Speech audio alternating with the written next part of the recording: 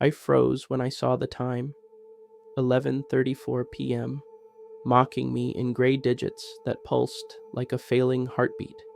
My sheets were still damp with cold sweat, and a faint copper taste clung to the back of my throat. Had the hospital, the screaming nurse, Alex's pistol cracks, had any of that been real? The room looked unchanged.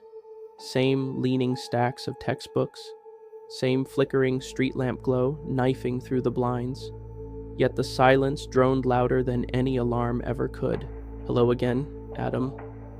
The words seeped into my mind like smoke under a door.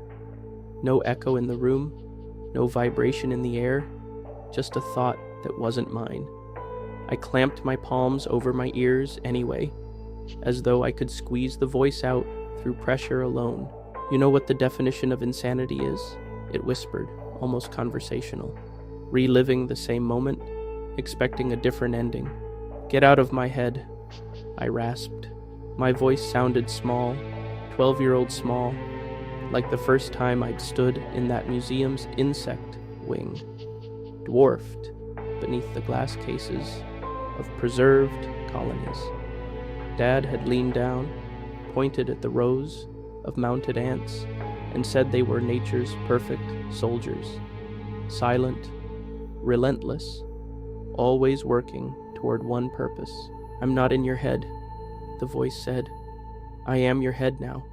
I lurched out of bed, stumbling toward the bookshelf where those encyclopedia volumes sat like silent jurors. A NT still protruded just enough to catch the streetlight's sheen. I tugged the lettered spines free. Something rattled inside the N volume, a dry, papery flutter. My heart slammed. Don't, I swallowed. Don't do this. Open it. The voice coaxed, sugary sweet. Learn what you really are. My thumb hesitated at the first page. The paper felt wrong, too thin, too warm, and as it brushed my skin, a skittering movement rippled beneath the surface, like a nest of wings unfurling. I flung the book across the room. It burst against the wall, pages erupting into the air. Only they weren't pages. They were ants, thousands, each the sickly white of larvae, eyes milky, jaws glistening crimson. They didn't crawl, they poured, a living waterfall, converging into a single writhing rope that slithered toward me. I backed up until my calves struck the mattress. This is how it begins. The swarm hissed in a chorus made of tiny mandibles. Partnership, purpose, colony. I did the only thing left my panic-paralyzed brain could fathom. I ran, barefoot down the hall, past Alex's closed door. I hammered my fists against it. Alex, wake up! We have to leave. No answer. The corridor behind me filled with a faint rustle, like dry leaves chased by wind. I spun the knob and crashed into his room. Empty. The sheets were neatly made, the Lego magazine folded on the pillow as though placed there deliberately. On top of it lay a single ant, larger than any I'd ever seen, its abdomen swollen, pulsing, pregnant with some obscene promise. He joined us hours ago, the voice explained. He's spreading the word. A siren wailed in the distance. Police, ambulance, who could tell anymore? And the apartment lights flickered. I felt cornered in my own life, every escape route shrinking to pinholes. Then my phone vibrated in my palm. Unknown caller. Against every scrap of common sense, I answered. Adam, Alex breathed on the other end, words ragged, wet. If you're still you, meet me where this all started. The museum, insect wing, midnight. We can burn the nest. The line cut. I looked at the clock. 11:42 p.m. 18 minutes to midnight, and the ants were already marching. Street lamps streaked past in jerky blurs as I pushed my dad's rust-flecked Corolla harder than its tired engine deserved.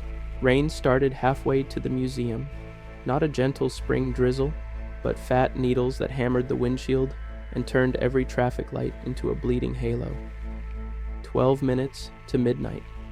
Wipers screeched like dying insects. The voice had gone quiet, yet its silence felt heavier than its words. Every slit corner whispered that the tires would give, pinwheel me into a guardrail, leave the colony another broken host to scavenge. I gripped the wheel until bone ached beneath the skin. Why the museum? I kept asking myself. Because that's where Dad first taught me reverence for the swarm? Because sealed display cases made good coffins? I didn't know, but Alex sounded real. That mattered. I tore into the staff parking lot behind the natural history wing. Midnight blue darkness pooled between shuttered loading bays. The main entrance stood 40 yards off, a glass mouth underlit by a single emergency bulb. No other cars. Either Alex had beaten me here or never left. I killed the engine. The rain hushed instantly, as though the storm itself held breath. Key light on the dashboard read 11:57 p.m. My pulse thudded so loudly, I almost missed the faint patter in the back seat. I twisted, heart stalling. Nothing but shadows and McDonald's wrappers, until one wrapper shifted of its own accord. Tiny antennae breached the paper edge. I yanked the door handle, half fell into ankle-deep puddles, and sprinted for the museum's service exit. The steel door was ajar, a sliver of pale interior light slicing the night. Inside, every footstep slapped against linoleum, echoed by unseen skitters in ventilation ducts overhead. 30 seconds to midnight.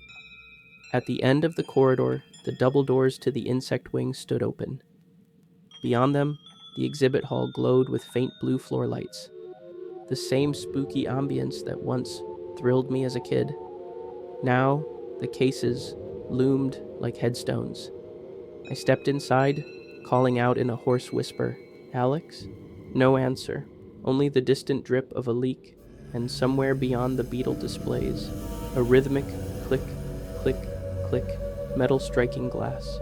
I followed the sound past vitrines of pinned specimens. The air smelled of formaldehyde and something sweeter, fermented like rotting fruit. The click grew louder until I saw why. Alex, silhouetted against the tank labeled Autocephalotes, was smashing the safety glass with a fire axe, each blow showering diamonds of broken pane across the floor. He turned when he sensed me, eyes wild, rain-slick hair pasted to his forehead. "Help me," he panted, voice trembling between panic and purpose. "Queen's in here. Burn her. We kill the signal." I stared at the mass of soldier ants writhing inside the fractured habitat.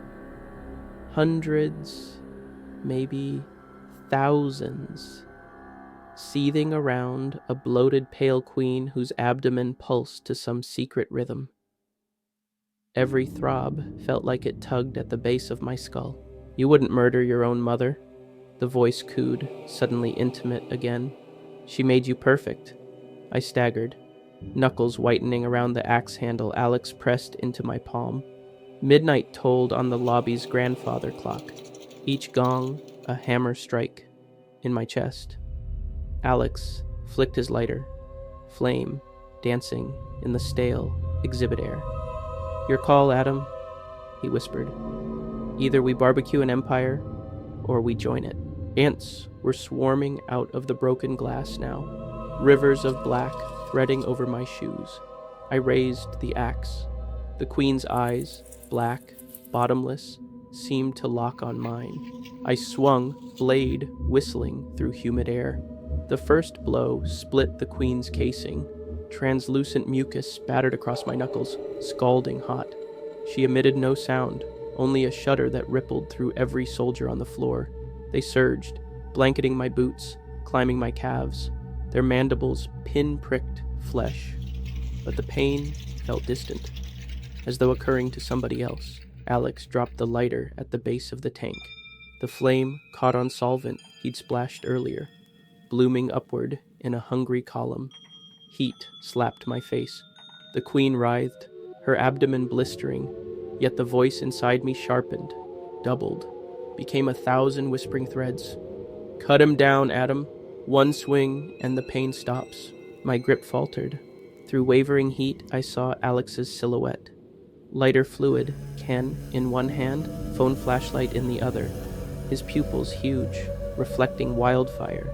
Sweat, or maybe rain, ran down his cheek.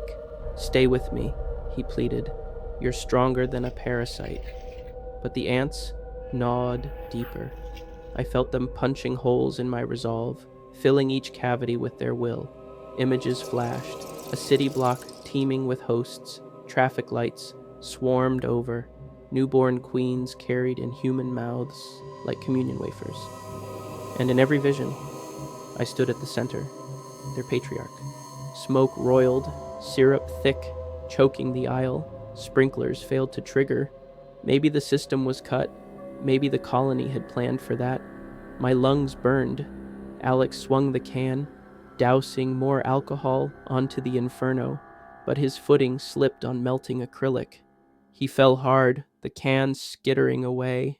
I hacked downward, steel cleaving one last time through her smoldering abdomen. Something inside her burst, a geyser of sizzling ichor that hissed when it hit the flames. Instantly, the psychic chorus shivered, notes dropping out of the hive-minded anthem until only a ragged tremolo remained. The soldiers on my legs went limp, raining off in clumps like burnt rice. But the cost came quick. As the queen died, the colony's grief detonated inside my skull. Every nerve sang with white noise. I dropped to my knees beside Alex, teeth grinding so hard I thought enamel would shatter. He seized my shoulders, dragging me back from the advancing firestorm. "Breathe, Adam. Come back. Breathe." Air tasted of molten plastic and cooked sugar. My vision tunneled. For a heartbeat, I feared the ants might reboot around a new matriarch. Me. Yet the mental static thinned, receding like water through a drain. Still there, but weaker. Sprinklers finally sputtered to life, dousing us in lukewarm rain. Steam billowed, cloaking the exhibit in phantom fog. Through it, I saw legions of charred husks littering the floor, an empire reduced to ash.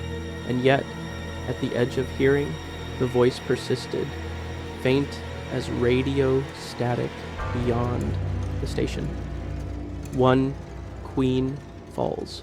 A colony remembers. Alex hauled me upright. "We need anti-venom, psych evals, a priest, something." He tried for a laugh, but it cracked mid-breath. I glanced at the shattered tank. Behind it, a maintenance hatch yawned open. Drywall chipped where something had tunneled into the building. Faint skittering echoed inside that shaft, slipping away into labyrinthine dark. "Queens don't travel alone," I whispered. "There's a nest outside these walls." Alex followed my gaze, understanding dawning. Horror's second wind. Water drummed around us, extinguishing flame, but not fear. My fists clenched, though the axe was gone. I realized I was clutching a single unburned larva that had stuck to my sleeve, its pale body pulsing softly like a heart. I glanced at the shattered tank. Behind it, a maintenance hatch yawned open. Drywall chipped where something had tunneled into the building. Faint skittering echoed inside that shaft, slipping away into labyrinthine dark. "Queens don't travel alone," I whispered. "There's a nest outside these walls." Alex followed my gaze, understanding dawning. Horror's second wind. Water drummed around us, extinguishing flame, but not fear. My fists clenched, though the axe was gone. I realized I was clutching a single unburned larva that had stuck to my sleeve, its pale body pulsing softly like a heart. We stumbled out through a side door, coughing steam and soot, into an alley that smelled of wet garbage and ozone. Sirens dopplered past the avenue beyond, but the street itself lay eerily vacant. No late-night drunks, no cabs trolling for fares, just puddles stippled by fresh rain and a neon sign across the block that flickered like a dying pulse. Alex pressed a wad of gauze torn from an exhibit first aid kit, against the gash on my forearm where soldiers had latched on. Blood seeped pink despite the downpour. My head still thrummed with residual echoes, a phantom itch behind the eyes, but the collective roar had faded to a distant buzz. Where's your car?" he asked. "Lots around front," my voice rasped like sandpaper. "But listen, they tunneled in, which means there's a super nest under the city. Drains, utility corridors, somewhere deep. Even if the queen's dead, the brood's still growing." Alex's jaw tightened. "Then we torch the brood too." I almost laughed at the lunacy. Two museum-raiding nobodies planning subterranean genocide. Yet what choice existed?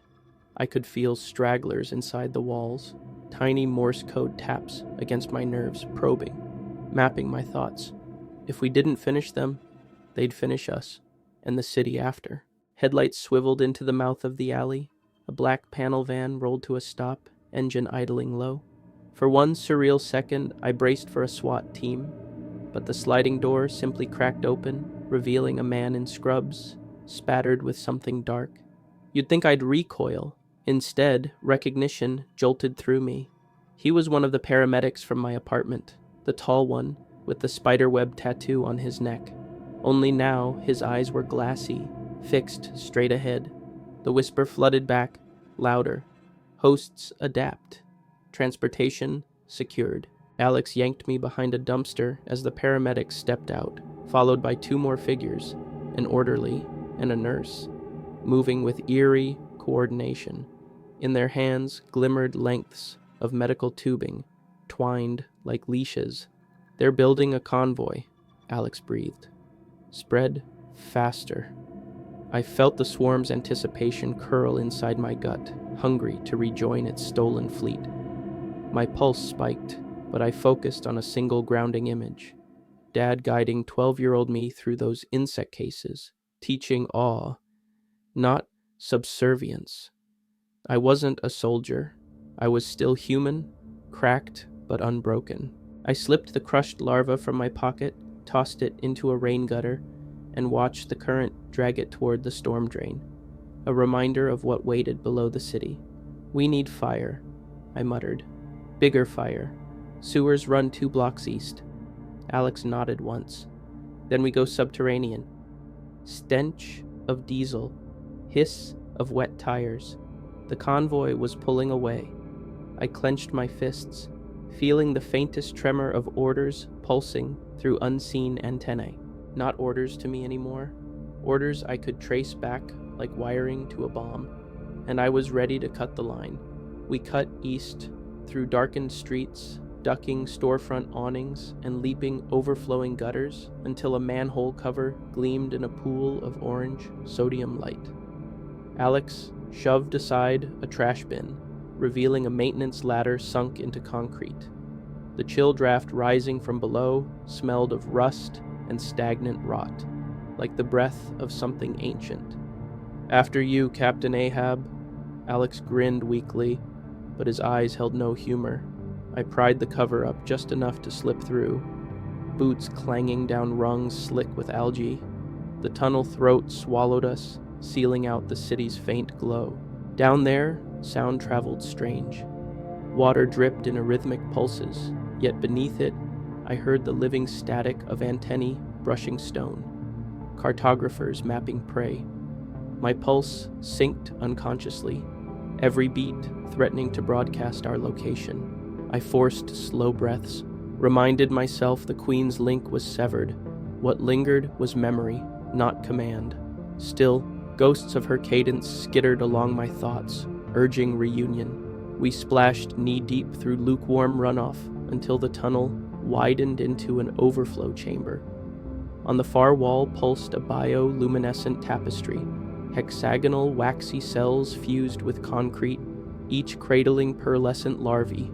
The brood mother was gone, but the nursery thrived, fed by a conveyor of hosts, trudging in hypnotic silence. I recognized the orderly, the nurse, even a street cop in muddied blues, all depositing bundles of scavenged food before shuffling back topside. Alex unslung a duffel he'd looted from the museum's maintenance closet, road flares, solvent cans, and a dozen glass jars of powdered magnesium he'd sworn would brighten the mood. He thrust a flare into my hand. We light the solvent line first, then the powder. Flash, burn, every egg. After that, sprint, pray we outrun the backdraft. Easy blueprint until the hosts noticed us. Their heads tilted in eerie unison toward the flare hiss, eyes vacant, yet something behind them gleamed with collective intent. The first charge came from the cop, baton raised. Others followed, a wave of anesthetic smiles. I sparked the flare, crimson fire licking damp air.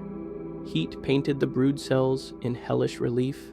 Then I remembered the whisper, a colony remembers. If we torch this nursery, every surviving scout topside would know exactly who struck the match. No more hiding in dreams. They'd hunt until none of us were left. Cold resolve settled over fear. Better to finish the war now, in the dark, on our terms. I jammed the flare into the nearest solvent-soaked rag, flame racing along a makeshift fuse toward the heart of the chamber. The hosts lunged. Alex tackled the cop. I swung the empty solvent can like a mace, bones crunching beneath metal. But for every body that fell, 2 more climbed over, clawing with manic strength. Behind them, the fuse sputtered closer to the magnesium line. Our one-shot sun. They only feel through you. The hive hissed, its echo swelling inside my skull. Blow the match, and you blow yourself. I bared my teeth. Then, we burned together. A roar of accelerating flame answered. The tunnel became a furnace. A white-hot wall of magnesium light detonated outward, erasing shadows and screams so completely they seemed never to have existed. Heat seared the air from my lungs. For a heartbeat, I floated in silent vacuum, blind, weightless. Before concussion flung me into the runoff channel, water saved me. It swallowed the blast's edge, slammed my ribs like a prizefighter, iced the burns along my arms. When sound returned, it was a low, throbbing drone, as though the earth itself mourned. The brood chamber behind me was a molten crater, hive wax bubbling away in toxic, blue smoke. No movement, no hosts, only cinders swirling where a colony had dreamed of dominion. I hauled myself onto a ledge. "Alex?" My voice cracked. At first, nothing. Then a wet cough, 2 meters downstream. He lay half submerged, uniform singed, but alive. I dragged him clear, his eyes fluttered open, reflecting the embers like twin, bruised moons. "We did it," he rasped. I almost answered yes until I felt the itch. Subtle, deep behind my sinuses, the way a storm announces itself to aching bones.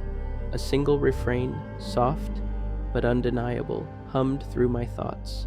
A colony remembers. Alex saw the change in my face. "Adam?" I pressed a hand to my nose. Warm fluid trickled over my lip. Thick, luminous amber. Not blood. Something laid within, writhing for daylight. The queen had died, the nursery burned, but her engineers were diligent. They'd seeded a successor in the nearest viable host, the moment the tank first shattered. Me. Alex's gaze fell to the amber drip. Horror dawned, and with it, resolve. His fingers closed around the half-melted flare beside us. I shook my head, smile brittle. "Doesn't matter," I whispered. "You'll need something hotter next time." Sirens echoed through storm pipes, authorities converging. Alex backed away, conflict raging in his eyes, flare trembling. But hesitation is mercy, and mercy is the colony's favorite doorway. I rose, strength blooming with every heartbeat, the hive's blueprint unfolding behind my vision. Above ground, a city of tunnels waited in steel and flesh alike. I tasted possibility, sweet, inexhaustible. "Run," I told my friend, voice no longer entirely mine, "and remember what fire felt like." He did. His footsteps splashed into darkness, sirens drawing nearer. I turned the other way, toward a ladder leading topside, where rain washed clean the sins of night, and 7 million hosts walked unknowing beneath bright towers. Before I knew it, I woke up to the bellowing alarm ringing, and as I woke up and looked at my phone, it read 11:34.